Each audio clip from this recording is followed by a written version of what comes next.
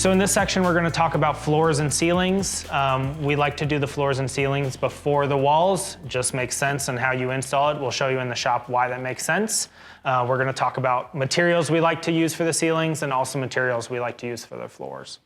So we like to get our ceilings up before getting the walls or the floors up. And the reason being is it's just like we're trying not to damage anything. You might be using large planks of wood, maybe you're using big pieces of plywood for your ceilings, and you don't want to mar your walls all up, you don't want to get all that stuff chewed up.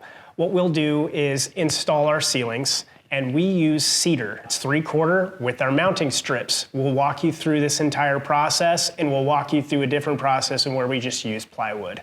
And then for our floors, we'll do that after the ceiling. And the reason being is, again, preventing some of this damage. After we put our floors down, cover them up and protect them, so that way you're not chewing the floors all up.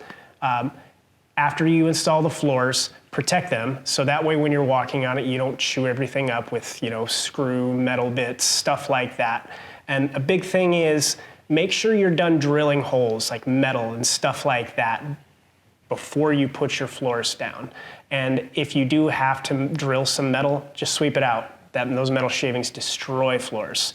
After that process, then you're gonna pop your walls up and you're gonna start installing your switch plates and stuff like that, and it's gonna start feeling like a finished van. All right, so we're gonna head to the shop, show you how to do the floors, how to do the ceilings. They're very visual things, so that's gonna be the best place to see those.